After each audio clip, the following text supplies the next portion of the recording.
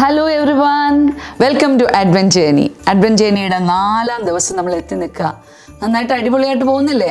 അപ്പം നമ്മൾ ഈ 4-ാം ദിവസം ബൈബിളിലെ ഭാഗം വായിക്കുമ്പോൾ നമുക്ക് അവിടെ കാണാൻ പറ്റുന്നത് ഒരു റെസ്ലിംഗ് ആണ്. നിങ്ങൾ റെസ്ലിംഗ് ഒക്കെ ചെയ്യാറില്ല ഫ്രണ്ട്സൊക്കെ തമ്മിൽ? അപ്പോൾ ഇവിടെ 2 പേര് തമ്മിലുള്ളൊരു റെസ്ലിംഗ് ആണ്. ബൈബിൾ ഭാഗം ഇതാണ്. ഉൽപ്പത്തിയുടെ പുസ്തകം 32-ാം അധ്യായം 22 മുതൽ 32 വരെയുള്ള വാക്യങ്ങളാണ്. 2 പേര് തമ്മിലുള്ള റെസ്ലിംഗ്. അപ്പോൾ അതെന്താണെന്ന് നിങ്ങൾ ഫാമിലി ഒരുമിച്ച് വായിക്കുക, നിങ്ങൾക്ക് കിട്ടുന്ന ചിന്തകളൊക്കെ ഒരുമിച്ച് പങ്കുവയ്ക്കുക. ഇന്ന് നമ്മൾ കേൾക്കാൻ പോകുന്ന സ്റ്റോറി വളരെ തീക്ഷ്ണതയുള്ള ഒരു പറ്റം മിഷണറിമാരുടെ കഥയാണ്. അപ്പോൾ ഇവർ മിഷൻ വർക്ക് ചെയ്യുന്ന പ്രദേശത്ത് ഒരു ബൈബിൾ കൺവെൻഷൻ സംഘടിപ്പിക്കാൻ തീരുമാനിച്ചു. അങ്ങനെ അതിനുള്ള അവർ മധ്യസ്ഥ പ്രാർത്ഥനയൊക്കെ തുടങ്ങി, ഓരോരുത്തരുടെ ഡ്യൂട്ടീസൊക്കെ ഡിവൈഡ് ചെയ്തു. അപ്പോൾ ഇങ്ങനെ ഒരു നമുക്ക് എല്ലാ ദിവസവും ഇവർ അകലെ നിന്നൊക്കെ വരുന്ന ആൾക്കാരുണ്ടാവുമല്ലോ, അപ്പോൾ നമുക്ക് ഇവർക്ക് ഭക്ഷണമായിട്ട് ബ്രെഡ് കൊടുക്കാം. അപ്പം ബ്രെഡും വെള്ളവും കൊടുക്കാൻ തീരുമാനിച്ചു. അപ്പോൾ ലീഡറിനൊരു ഭയങ്കര ആഗ്രഹം, എടാ നമുക്ക് ലാസ്റ്റ് ഡേയിൽ വരുന്ന ആളുകൾക്കൊക്കെ ബീഫ് കറിയും ബ്രെഡും കൊടുത്താലോ. അപ്പോൾ എല്ലാവരും പറഞ്ഞു അത് നല്ലൊരു കാര്യമാണ്, അത് നമ്മൾ ലാസ്റ്റ് ഡേ നമുക്ക് അങ്ങനെ അടിപൊളിയാക്കണം. അങ്ങനെ അതിനുള്ള ഒരുക്കങ്ങളും പ്രാർത്ഥനകളും ഒക്കെ അവർ നടത്തി. എല്ലാ ദിവസവും ഓരോരോ കാര്യങ്ങൾക്കുള്ള ആളുകൾ സ്പോൺസേഴ്സായിട്ടൊക്കെ വരാൻ തുടങ്ങി. പക്ഷേ ഈ ലാസ്റ്റ് ഡേ അടുത്തപ്പോഴും ഏകദേശം ഇനി ഒരാഴ്ചയും കൂടെ ഉള്ളു കൺവെൻഷൻ തുടങ്ങാനായിട്ട്. അപ്പോൾ ഇവർ നോക്കുമ്പോൾ ഈ ബീഫിനുള്ള സ്പോൺസേഴ്സിനെ കിട്ടുന്നില്ല. അപ്പോൾ ഇവരാകെ ഒരു ചെറിയ ടെൻഷനൊക്കെ എന്ത് ചെയ്യും? പെട്ടെന്ന് ലീഡർ പറഞ്ഞു, ഒരു കാര്യം ചെയ്യാം, നമുക്ക് ബീഫ് അങ്ങ് ക്യാൻസൽ ചെയ്യാം, സാരമില്ല, ലാസ്റ്റ് ഡേയും നമുക്ക് ബ്രെഡും വെള്ളമൊക്കെ കൊടുക്കാം. അപ്പോൾ എല്ലാവരും പറഞ്ഞു എന്നാൽ പിന്നെ അങ്ങനെ മതി. എന്നാൽ ലീഡറിന് ഒരു ചെറിയ സങ്കടമൊക്കെ ഉണ്ടായിരുന്നു. പക്ഷെ കൺവെൻഷനൊക്കെ വളരെ ബ്യൂട്ടിഫുള്ളായിട്ട് എല്ലാവർക്കും വലിയ ദൈവാനുഭവം കിട്ടി അങ്ങ് അവസാനിച്ചു.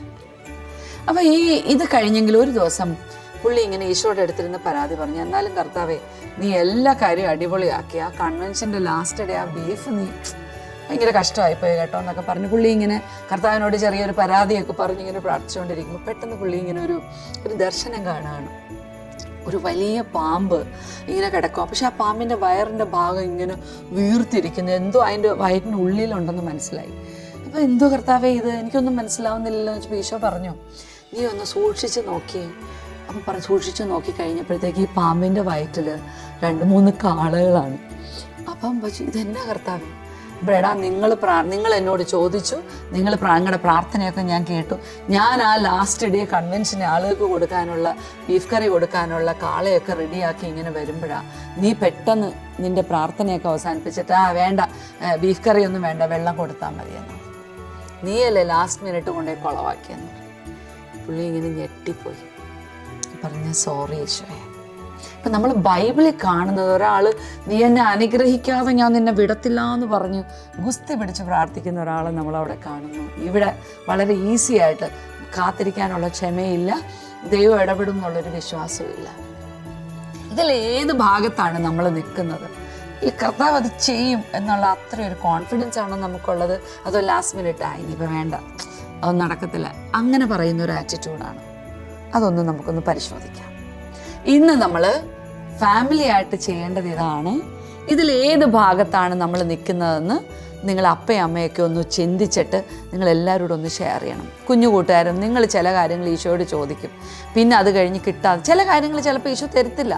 അപ്പോൾ ഈശോയ്ക്ക് വേറൊരു പ്ലാൻ ഉണ്ടെന്ന് വിചാരിക്കണം. അപ്പം നമ്മൾ കർത്താവിൻ്റെ അടുത്ത് ഒരുമാതിരി പിണങ്ങി ഒരു ശത്രുവിനോടൊന്നും പോലെ നമ്മളിങ്ങനെ സെൻഡി അടിച്ച് ഈശോയെ സെൻഡി ആക്കരുത് കേട്ടോ.